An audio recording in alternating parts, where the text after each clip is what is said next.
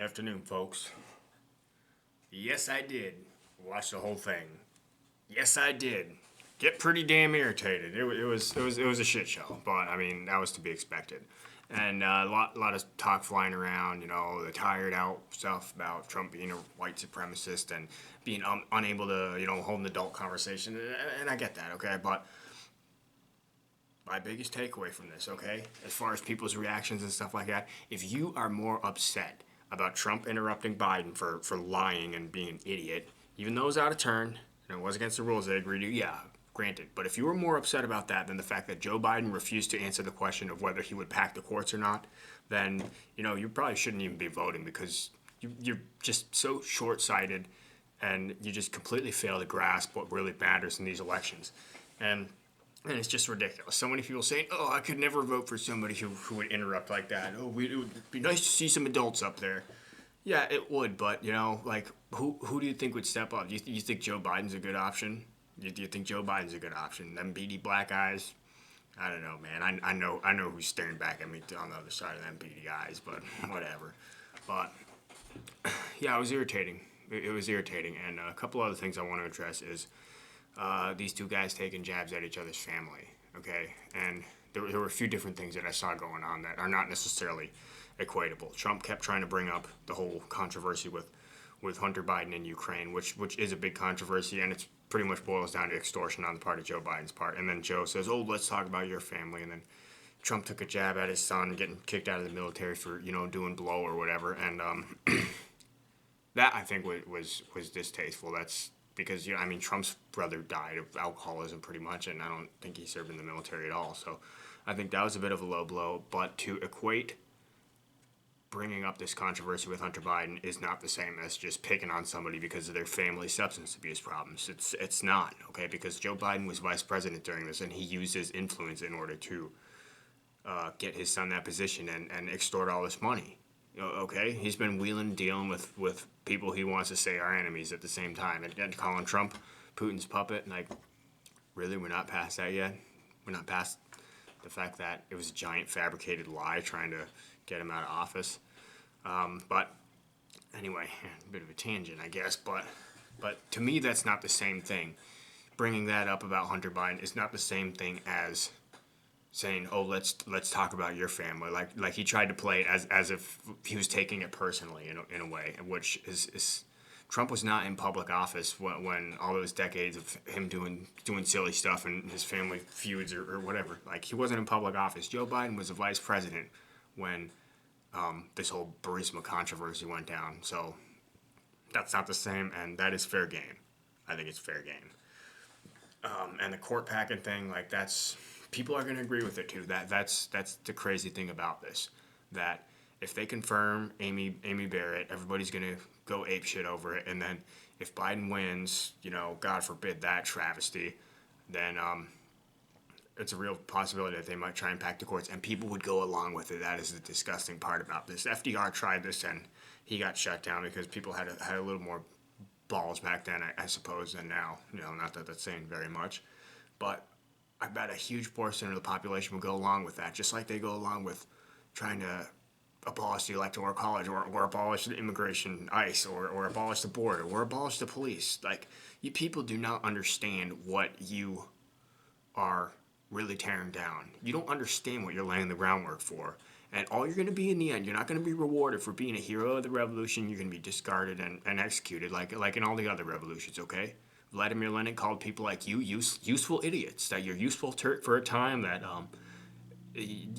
these angry masses of people who get all riled up about stuff, there's a lot of power in mass movements, there is, but it's easily manipulated by people who have ulterior motives, and you see this countless times throughout history. And then when the people are swept into power on the tide of rage that they help to whip up, then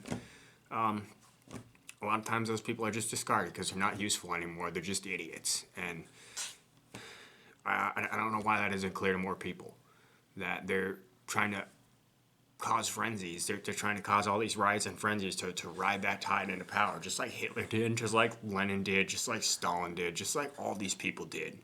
All right? It's very clear to people who actually read even a little bit about history, and the fact that so many of you people think that Trump is so terrible that you need to tear down the core institutions of our country that were put there specifically to prevent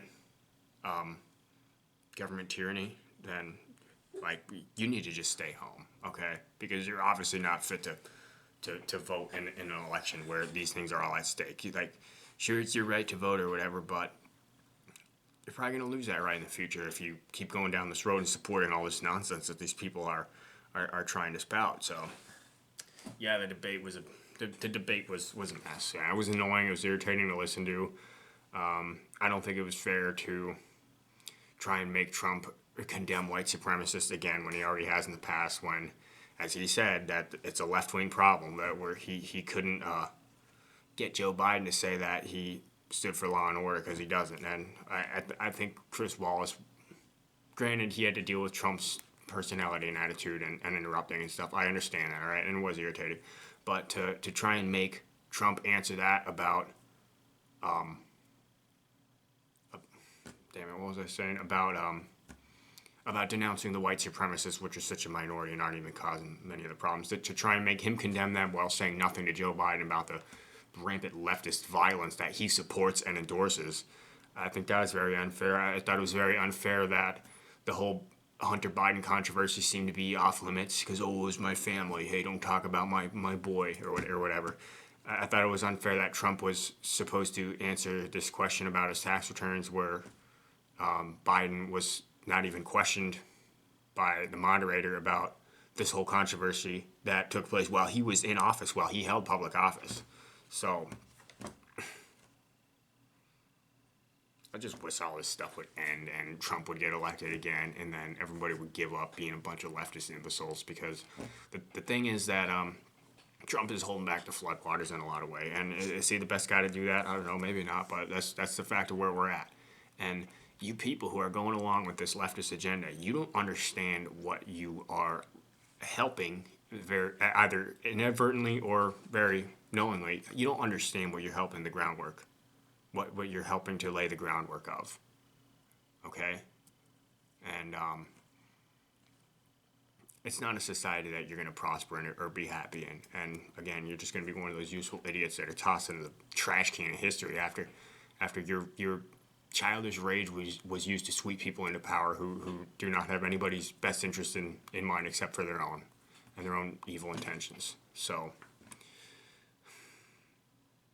try and understand history. Try and understand everything that's going on, okay? I'm not saying Trump's done everything perfectly. I don't think anybody would really say that, but what I will say is that for better or worse, he's a guy who's holding back the floodgates of a lot of stuff that's coming to light. A lot of deep-seated, pretty much like conspiracy and the leftist agenda that's been kind of brewing for a long time. Trump has really kind of pushed it to the forefront. He's kind of made it expose itself a little bit, and it's not good, okay? Look at these regimes throughout history and how terrible they were for everybody, and how they inevitably collapse and cause even more suffering and death. So vote with your brain. Don't vote with your passions. Don't vote with your emotions that Trump just annoys you because of his tweets or his interruption, okay? Like, understand everything that's really at stake and understand what these people are really trying to do to the country. That was a pretty unorganized rant, but those are just my thoughts that I had on it, and I'll probably have more because there's going to be more debates. Oh, yeah. And just I don't know. I'm not going to tell you to do whatever you want because most of you people are imbeciles and should just stay away from the ballot box because you don't understand what you're helping to bring about in this country. But whatever, that's all I got for now. I'm going to keep doing some welding. And this didn't even deserve a real Weldon rant. It didn't even deserve me striking an arc too, because it's just ridiculous.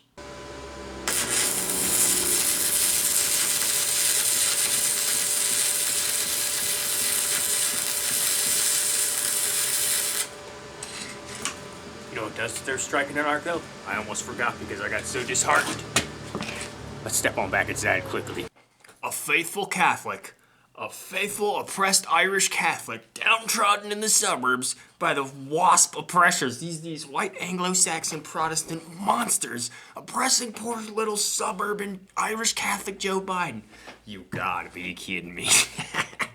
So Amy Barrett's unfit to sit on the court because of her Catholicism, but Joe Biden is just, this wonderful Catholic who goes to church and carries a rosary around everywhere he goes. You know why he's probably got a rosary in his pocket? Because, he probably put it in his pocket because he wanted to be able to say that he does that. But he's probably so damn evil that he can't actually reach in his pocket to pull it out and put it somewhere without burning his hand. So that's probably why he's got a rosary in his pocket. But Kamala Harris is a rabid anti-Catholic. Like, obviously your Catholicism does not mean anything to you, and it doesn't mean anything to any of these other people because people hate real Catholicism. Leftists hate true Catholicism. They hate Amy Barrett because of it, and they get along with a lot of bishops because they're pretty much leftist, leftist puppets as well. But they're fine with that kind of neutered Catholicism that doesn't really mean anything. It doesn't really have any real implications for the world. So Joe Biden Catholicism, that's just fine. Amy Barrett, absolutely not. Unfit for office. I just found that hilarious. I never heard of the Irish Catholic Rite. I've heard of the Roman Catholic Rite. Maybe the Eastern Catholic Rite, Byzantine Catholic, Irish Catholic Rite. What is this Irish Catholicism? I personally have begun to use the term Irish Catholic to refer to people who see their Catholicism as kind of like a cultural identifier, like they're ethnically Catholic. I'm Irish Catholic.